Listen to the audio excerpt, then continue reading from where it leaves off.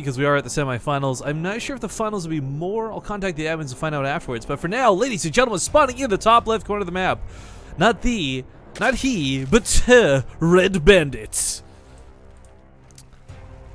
Maybe we'll get to, maybe we'll have a Zerg success story for once. His opponent to the lower right, playing for the clan CCA. Not sure what that stands for. It's gonna be the purple Terran player Capri.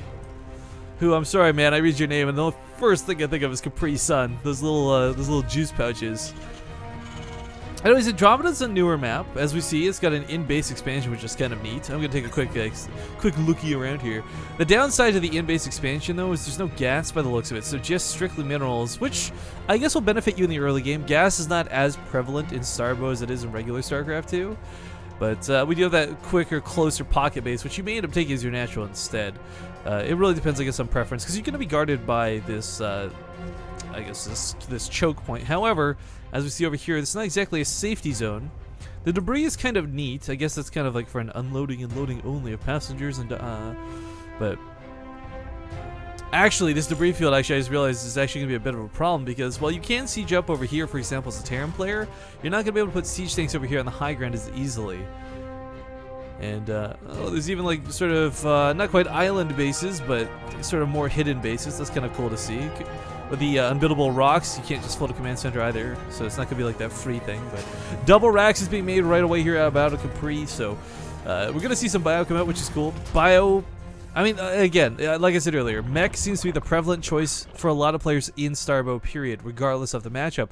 That being said, you can still make bio work. I've seen bio pushes be rather effective.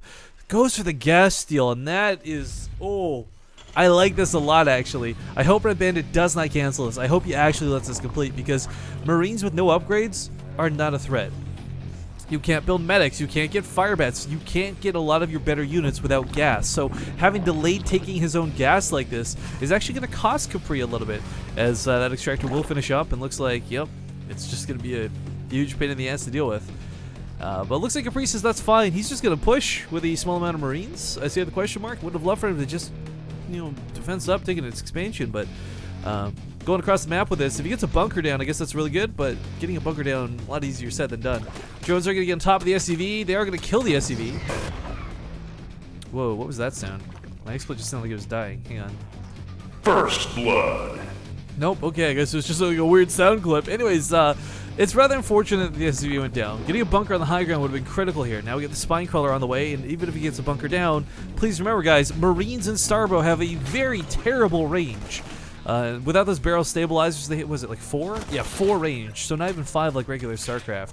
That being said, well, hang on. Bunker's still going to go down. I was going to say, the bunker still extends the range by 1, so that's always good, but forced to retreat out of this a little bit. Now, this isn't like a 2 racks where he went 11-11, dedicated and all-in, and is now screwed.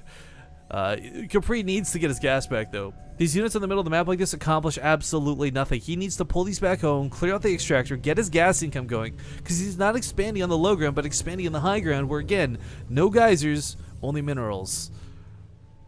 Red Bandit's actually doing a great job. I love this whole position on the top of the ramp. This is the sort of mechanics I've been talking about people missing in Starbow. So, let's say a Vulture was coming for a run by. Guess what? 4 Lings are hold position. Spine Crawler will shell away at it, and not a lot will get done.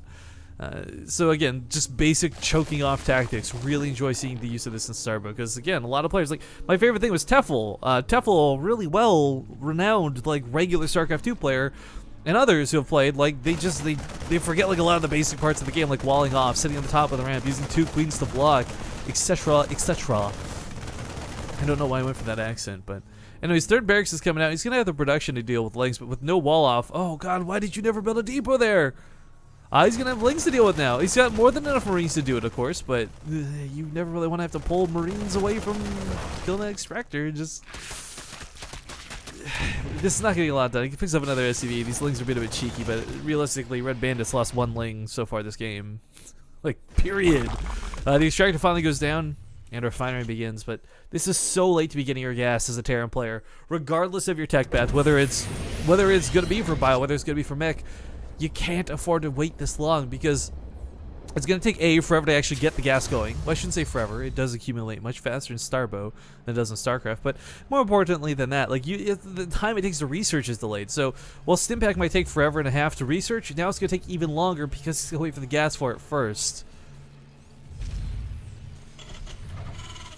I would have really honestly liked to have seen the barracks again, like an expansion, a quicker expansion. I think would have benefited him, especially after seeing the extractor get stolen. But moving on towards his third base now, it's not like he's screwed out of this game. I like this lower left base coming out of Red Bandits. Not only is he going to be on 4 bases worth of economy, but this one's going to be hidden. It's going to be safe, and there's no real reason for Capri to check this anytime soon. I mean, as a Terran player, I'm not sure how it really relates in Starbow, but in like regular StarCraft 2, the idea is like after you get to the 18-minute mark, the 20-minute mark, you want to have eyes on all of the bases. So you'll send like a Marine out to the corner of the map, and that's not at all unheard of or crazy, but this early in the game, to do so is actually a huge waste. This is kind of cool too. I think it's the only base in Starbow period that has 2 geysers, which is kind of neat and worth noting, but doesn't make it any easier to hold on to. Another worker going to go down here. Not a great start here for Capri. Just bleeding out free units left and right. We actually have Banelings being made. This is actually really cool. We don't see Banelings use the Starbow too much primarily either. But it might not be Banelings he has to worry about. Marines clumping up here aren't quite back against the wall, so they do get fully surrounded. And there's enough Lings here to do some severe damage. But with his nice stutter steps, he does manage to minimize it. Now Firebats will clean up the rest of these Lings. Hui. Well. Again, nothing about this game has been going smoothly here for Capri, but at least he's not been taking devastating losses. The Banelings are going to be, I think, surprising to see.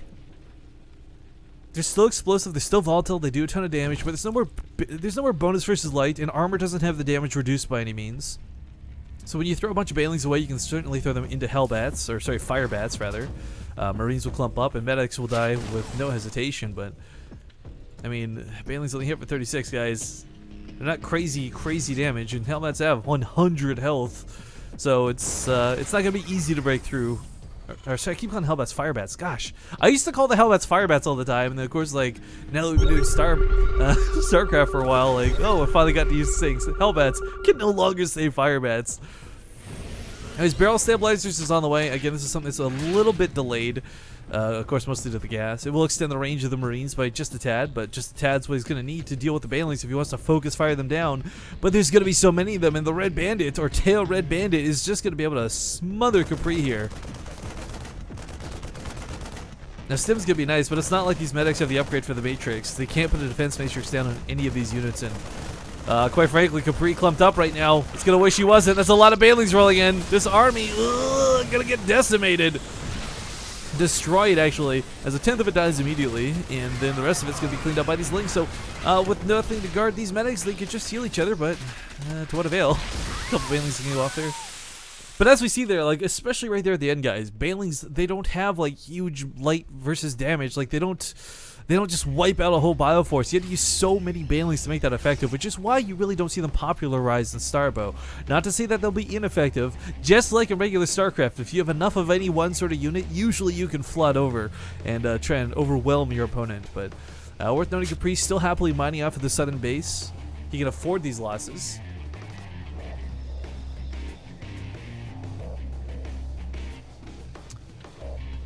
Yeah, I don't know. Capri. Or wait, did I say Capri still mining? I meant to say the Red Bandit. Red Bandit. Sorry, brain fart moment there. We get the Viper nest on the way, but it's more of a technological thing that you need more than actual Vipers. Capri does go for a scan. He's going to see nothing in the top right, nothing in the middle left. Oh, but he doesn't think to check the lower left.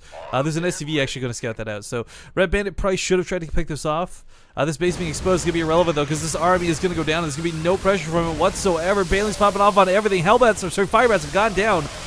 And with 4 medics remaining, well, they can heal each other, at least. Woo! Everything cleaned up, and now to Red Bandit, ready for a counterattack. Centrifugal Hooks does finish up, so Baneling's going to roll across the map this time. Still a lot of Firebats available, making 5 at a time. You can overcharge the barracks as well. Let's not forget, guys, overcharge increases build time by 100% on a barracks, only 50% on other buildings. So he's able to reproduce, but to what avail? If he's playing a constant tug-of-war, I guess the upside is Red Bandit constantly throwing away banelings the way he isn't going to have an army to kind of follow up through. There'll be no follow-up attack. Ooh, this bunker was a cute move, but I don't know if it's going to matter. We got the banelings and the zerglings trying to roll down here towards the south, clean this army up. Again, fire bats are pretty good, but there's not a lot of chokes. So got to be careful with these engagement locations. Takes out that bunker by the looks of it. We got some more units kind of walking across. Firebat's going to soak these hits, but the initial force does get to the top of this ramp. I kind of wish I would like if you would leave the firebats on hold position on the ramp type thing, but realizing this perhaps too late. Going to have a flood of zerglings to deal with. Marine's going to go down, unfortunately, not getting a lot done here. And you know, those 1-1 upgrades still so far away, it feels, for Capri. If these had been finished, like, for any of these upgrades, this maybe go a little bit differently, but still trading out pretty much evenly as both players were wiping one another's army. The difference is Red Bandit, with what is soon to be 5 bases, has been happily recovering off of this. And again, the downside to Banelings is, well, they are cool, and while they are still splash damage, they're gone. You're not going to keep any alive for round 2 type thing. Burrow on the way. We see some cool tactics coming up, but oh my god, adrenal glands. I didn't realize we were on Hive Tech, but we're on Hive Tech, ladies and gentlemen. So we're going to supercharge these lings with an additional attack speed bonus. Also coming up on 2-2. Upgrades are a little bit harder to come by in Starbow, so it kind of makes them a little more valuable in that regard, but you really, it's the massive amount of units. It's like raw sheer force that matters so much more. Now, speaking of raw sheer force, there's a lot of Banelings coming in. Hell, Firebat's going to do a bit of damage before they go down, but now the Marines are in full retreat, and unfortunately, everything here gets cleaned up. 2 Spine Crawlers going to hold this base, no problemo. But Capri's not done yet. He's got some Firebats loading into these dropships combined with Marines and Medics. He's going to boost across the map and go for an attack towards the main or the natural by the looks of it. Gosh, that's a lot of macro hatcheries. A big part of why you put macro hatcheries down is because Queens and that larva injector are not quite the same, but man, that's, oh my god, 5 macro hatcheries plus another base coming to the top right. Red Bandit's going to have larva to work with in spades, ladies and gentlemen. He doesn't have a large army supply right now, and his work counts even to that of his opponent, but oh man, he's going to be able to react quickly. Now he's going to need to. An Ultralisk Cavern's on the way here, but the drop in the main about to come down. Ultralisks, by the way, smaller in scale, make them so much more overpowered. I'll talk about that more if they get out and available on the map, but for now, this first hatchery should go down.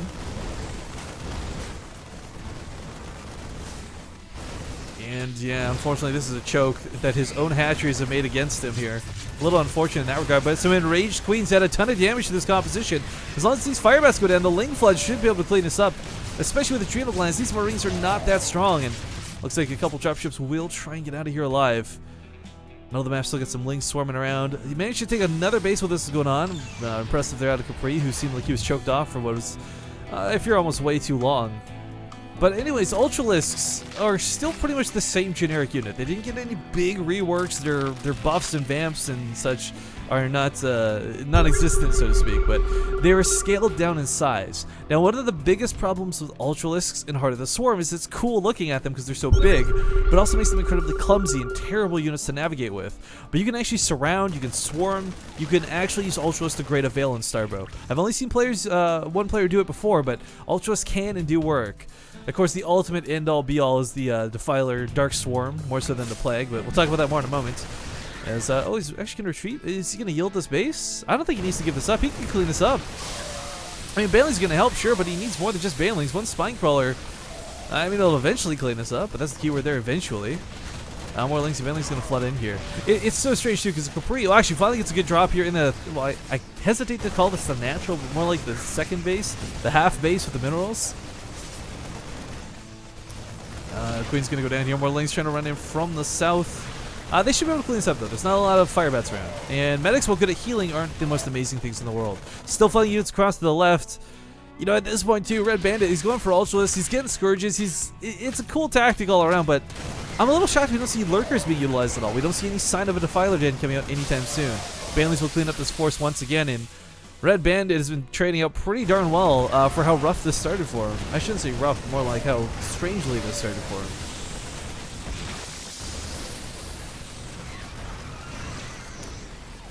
He's going to go down here in the middle. Slows' top right base finally gets scanned. He hasn't been mining off this for too long with too much. Looks like that will go down here in a moment. We finally have Ultralisks coming out to play, though, guys. And like I said, they've been scaled down just a tidbit. I think they have, is that 100 less health than regular StarCraft? I could be mistaken. I thought they had 500, but yeah, again, no bonus versus light. Still do Kaiser Blade splash damage. Still are these sort of wrecking balls as they come in here with the legs, but again, the key thing is they're more maneuverable. You can fit more Ultralisks into a smaller space, whereas only one Ultralisk can fit here. We can clearly see 3 getting through. And yeah, Kaiser Blade's going to go to work here. Firebat's going to do a little bit of damage here. These aren't the unstoppable behemoths, but hold the phone. Defiler Man finally came into play. This is something I've been hoping for, waiting for, and asking for the duration of this game. Link's going to try and defend the top right base, but a little bit unnecessary, I feel.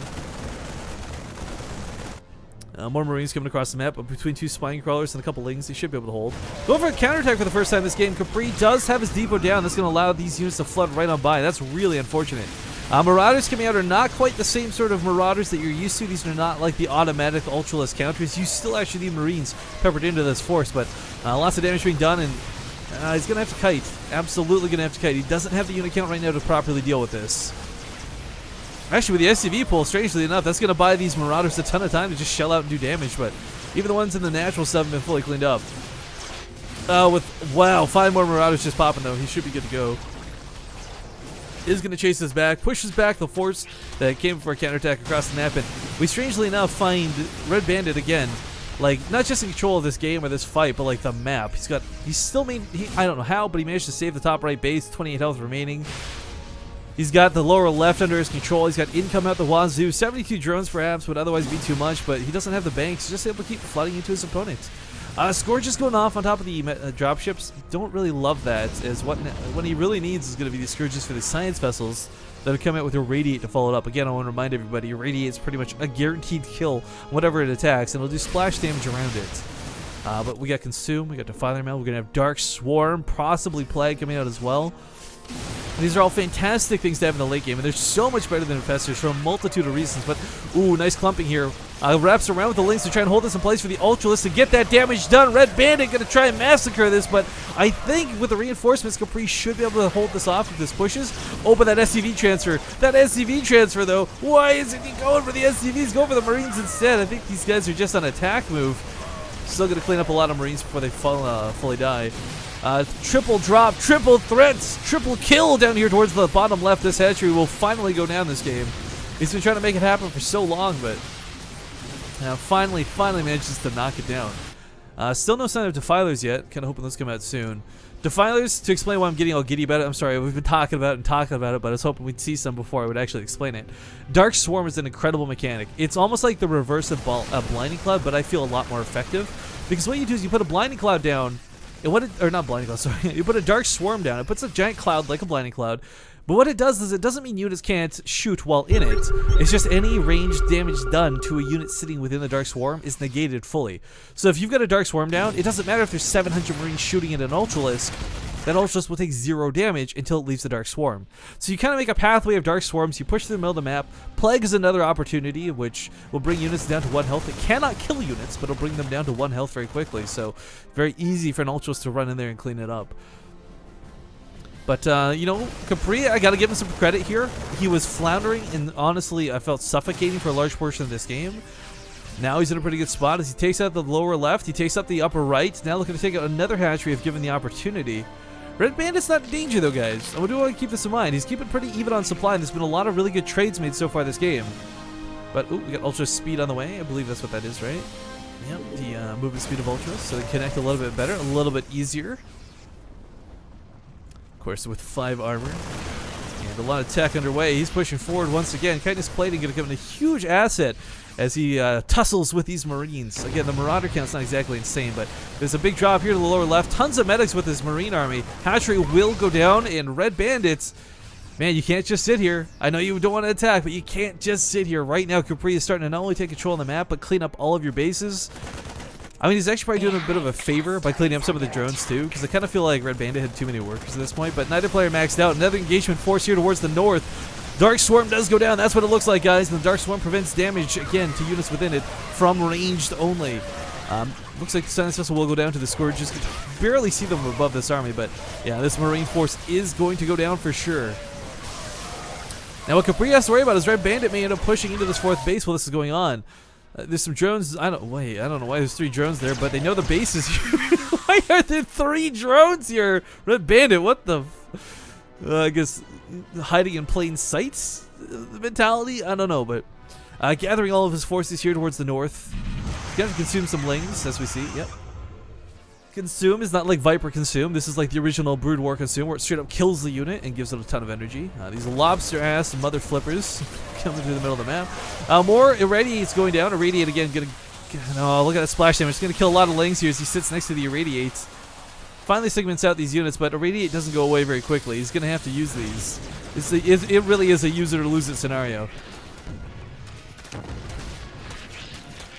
But yeah, SCV's in full retreat. That base lifts up. We got an attack over here on the west side too. Capri I'm sorry. Capri is going to do some damage to this base. The Spine Crawlers are not in a position to defend. There's 5 of them, but they're not going to do any good where they're currently sitting. Rally units out. Red Bandit needs to get on top of his control here. Dark Swarm, as we see again, this army's still alive, still standing because of this Dark Swarm. But using this, it'll eventually run out at some point. There we go. The Ultralisk now running out of the Dark Swarm. Defiler's in full retreat. They do want to live to see another day. He's not researched Plague, though, or else we'd see this getting slapped down a little bit. More Scourgers coming out, because Scourgers are a great way to clean up these science vessels, but, man, this didn't some intensity, to say the least, as far as trading goes this game. And this is, I love Starbow for this fact, guys. Like, a lot of people ask me why I've actually had people straight up asking why I waste my time on Starbow, and I tell them they're idiots, because, like, you get really dynamic games like this where it's really fun. I mean, look how much trading's been going off this game. How many drops have been going down? This never happens in regular StarCraft 2. And regardless of who wins, both players have put on a great show so far, and it's only game 1 in the best of 3, the semifinals for the Starbow Ladder Cup #1, guys. Oh, man.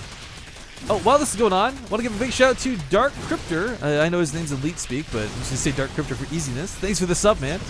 More Dark Swarms being thrown down, though. So many Marauders here, but as long as these Ultras sit in the Dark Swarm, no damage will come to them. However, most of the Defilers are almost out of energy, and those that aren't have died. So it's kind of limited on what he can do here. If he gets another Dark Swarm over here, though, oh, man, it's just this entire base is going to be covered. Still, though, he doesn't have a lot of Ultras here, and he doesn't have any Ling support is the problem. And while Ultras are less clumsy and a lot more effective in Starbow, guys, the same problem remains where you can't win a game with just Ultralists. You need those support-type units. So some Lings now coming from the north. The Defilers are kind of cool for support, but without Plague, they don't have a lot of damage to add into this. In fact, these Lings are going to be more than cool. They actually cleaned up a lot of the Marauders. Capri's actually doesn't have a lot of income going right now. The last base he has mining's actually been picked off entirely. His main and natural, or second base, have been completely cleaned out at this point. He can't produce much more. Good game, well played will be called, and that's going to be it for game #1. Till Red Bandit secures a quick victory. Well, not even a quick victory, a 31-minute victory, but that'll carry him on to game #2 with a nice lead. So we'll hop into that right away, guys. Good show, Old Bean. I think, because I keep track in my head, normally I have like a tracker at the bottom of the screen, but XSplit's been all broken today. I think Dark Cryptor is sub number 33 or 34 of the month, one of those 2 numbers, but thank you very much for your support, man.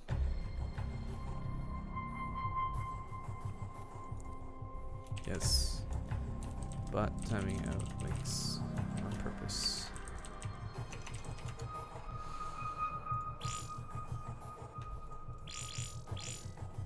Do you want to cast Beastie? I wanted to cast Beastie.